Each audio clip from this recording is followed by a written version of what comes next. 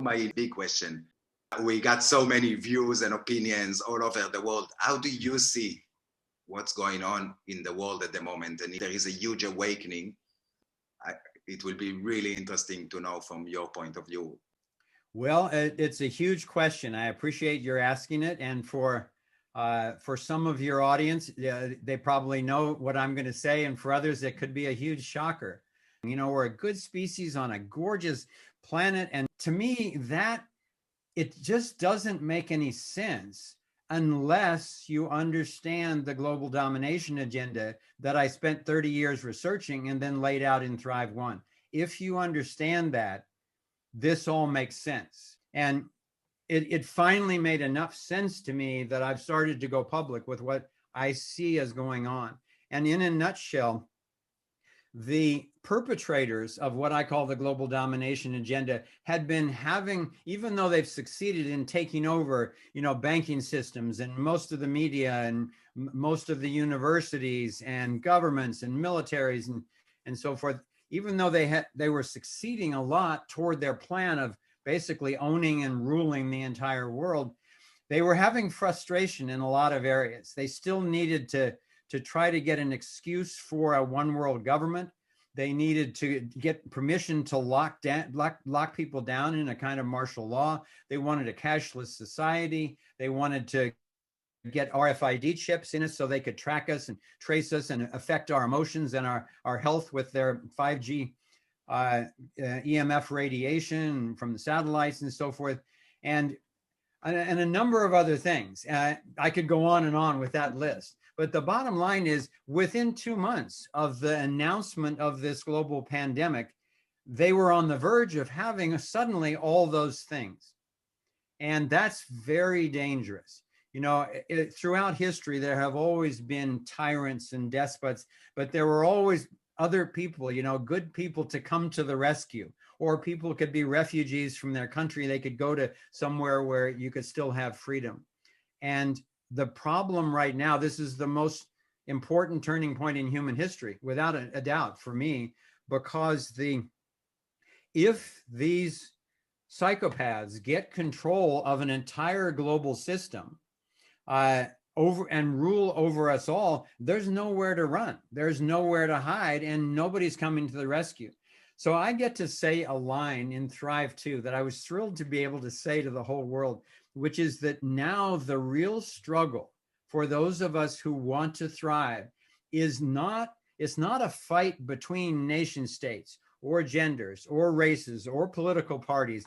It's between those who want to be free, and that's virtually everyone, and those who would continue to try to steal our freedom from us.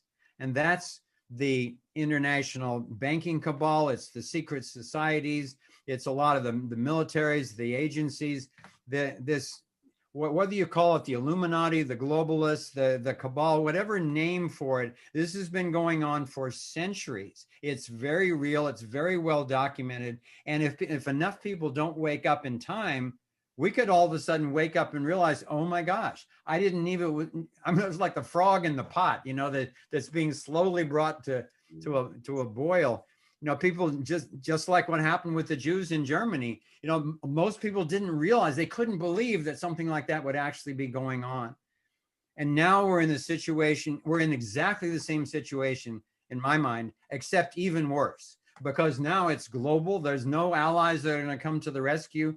And the agenda is not only to depopulate most of the population of the planet, but actually to get these nanochips, get these chemicals, get these this aluminum and so forth into our bodies, such that we're prepared to be merged with AI robots in the future. And in the meantime, these major corporations would end up owning us, not only through communism and fascism, but literally through patents, owning all the things that had been put in our body. So I know that that's not a cheery outlook, but that's what we need to wake up to. I'm actually incredibly optimistic that people are waking up because of COVID. People were waking up anyway because of the internet and because of work like what you're doing and what what we're doing and so many people all over the planet. But now with this COVID thing, I mean, literally millions of small businesses have just been demolished. Now all of a sudden people, they're struggling to feed their kids. They're struggling to stay in their homes. And this is happening all over the planet. So people are waking up and going, wait a minute, if they do any research, it seems like this so-called global pandemic is not actually worse than a normal flu. There's a lot of evidence that billionaires are making tons over it while destroying the middle class and collapsing national economies. And now they want to completely lock us down and put these poisons into our arm. So a lot of people are waking up and going, no, wait a minute. I'm not up for that. I'm actually a sovereign being and I want my freedom back. So I believe that because this thing hasn't wiped out humanity already, and it hasn't yet gotten them what they're after in terms of now they're being very frank about it with this whole global reset. That's basically, they're laying out their agenda for global domination. I believe that people are waking up fast enough, and we've got the truth, and we've got love, and we've got the life force itself wants to thrive. It's not natural to stick toxins in your arm. It's not natural for a few people to try to rule billions of people or rule anyone. So I do believe that the global immune system is kicking in now. We're finding each other in conversations just like this, and people are turning out by the hundreds of thousands in protests in countries all over the world. And I do believe that this is actually going to be a catalyst for us to break through, to realize that freedom is the key, that the non-aggression principle is the compass by which humanity needs to navigate our way to a truly free and thriving world. I was thrilled in reading on your website where you talk about that this is a huge calling at the moment to stop the divide and conquer mentality that has been controlling our planet for years and come together as one. It's so right on. And my question for your group would be, come together as one around what?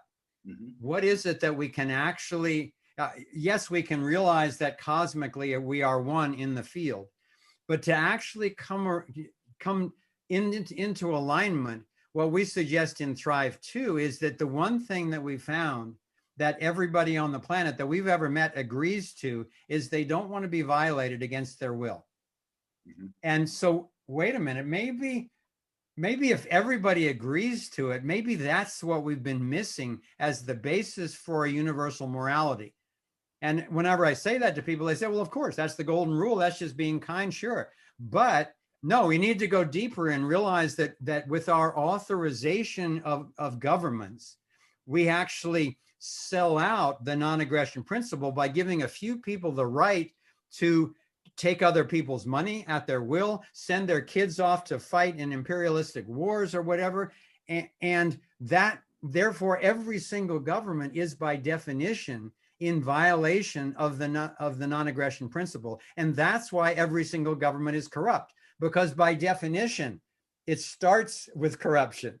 And so this is a huge thing for people. It's the most challenging part in Thrive 2 for people. It's the most obvious thing in the world, but it's the most challenging because we've been so indoctrinated for centuries, for millennia, that somebody has to be ruling us.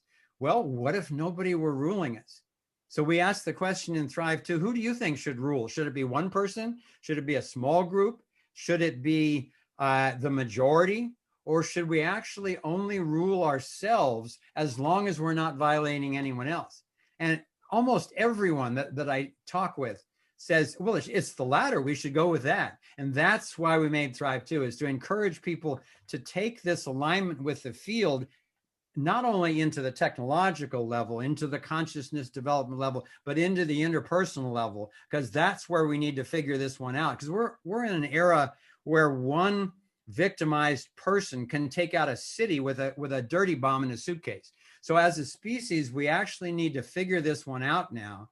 And when you talk on your website about becoming more conscious, I would also encourage people to go, okay, the meditation is great. You feel your consciousness becoming one with the unified field and so forth. But also, as you're becoming more conscious, what are you becoming more conscious of? And I want to suggest that for people, if you haven't seen Thrive 2, we make some very strong suggestions as to what we think humanity needs to become more conscious of, starting with the non-aggression principle in order to actually survive and then to ultimately thrive on a healthy planet. Absolutely. I couldn't agree more. It's all about that. It's about us not just coming together and meditating, it's fantastic, but actually taking a step and creating this powerful understanding together that we don't need. I just wrote a big post. So when you say that, a big post myself about there is no one that coming to save us. We've been programmed Right. early days that there is someone that will come and save us, and we're always looking for. And this is the time where we need to understand that we are the one that will save ourselves. And coming together, it's not just, oh yeah, let's hug each other, but coming together is understanding we don't need anyone. So yeah. Well, we designed that way, I believe, to thrive together, to work together. It started that way on communities many years ago, and then it's all got destroyed when, as you say, some powerful people came and decided to move that one to here and that one to here and call us in names and races.